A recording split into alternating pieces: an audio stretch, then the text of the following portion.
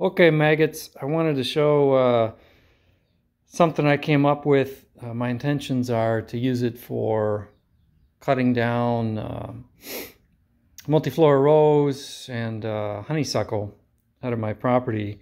And I didn't want to purchase the $1,000 steel trimmer machine with saw blade or brush cutter on it.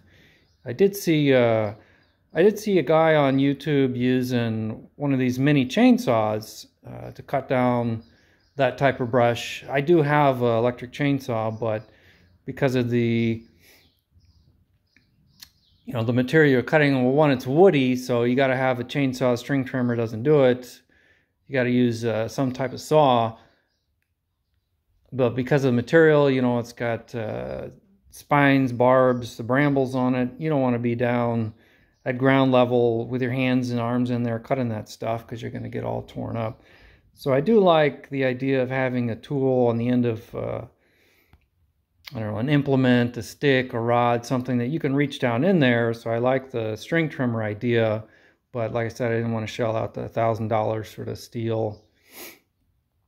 steel brush cutter type deal. So I made this thing. I ordered one of these 6-inch chainsaws on Amazon. I think it was 45 bucks, something like that, and runs on these batteries. This particular one came with 2 batteries, and I chose this one because the batteries have charge indicator, which I thought was a nice feature. There's also a little LED light here that might help if you're doing stuff in low light conditions. But it's a 6-inch chainsaw. Came with the 2 batteries, extra chain, and a case. And basically what I did is I took the battery pack off of it and mounted that on the back end of this thing. And the idea is just kind of like the steel brush cutter. It's on this, basically I mounted it on a pole, so it's kind of like a pole saw, but it's limited length. The intention is to use, two hands to kind of carry it. One hand, it's got this PVC elbow support.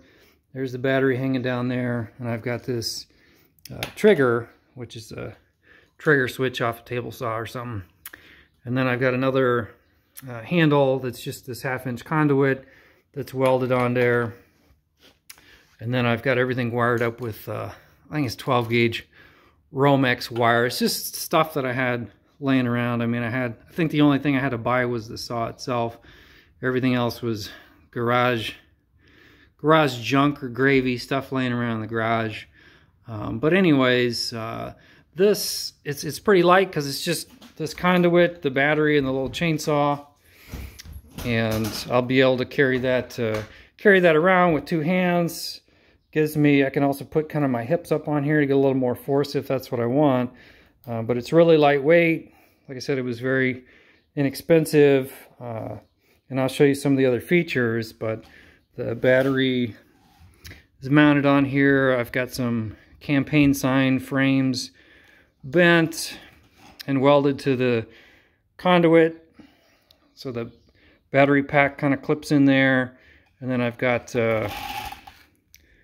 that 12 gauge Romex essentially soldered to some little steel plates that slide up into the battery terminals real well. That goes to this table saw trigger, which is attached with a couple of screws and some electrical tape. And then down on the other end, the chainsaw itself is mounted.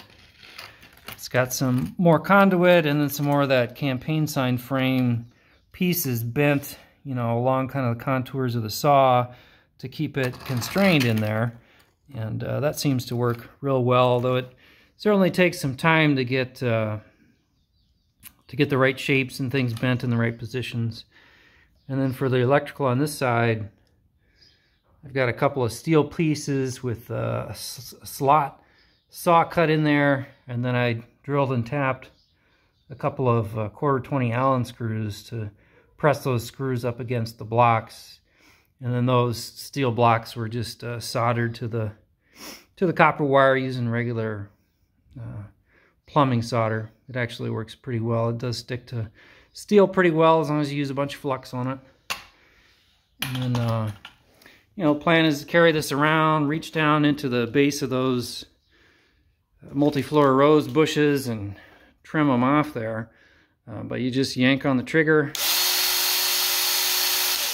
and hopefully cut through that stuff, and that'll keep me from getting all torn up reaching way up under there, so I can cut through those things. And it's lightweight, and when the battery dies I can change out the battery. So that's the plan. We'll see how it works in action, but I wanted to show you guys because I hadn't seen anything like that on YouTube, and I was hoping it would be a, I don't know, inexpensive way to cut through some of that brush and hopefully work better than some of the methods that I'm using today.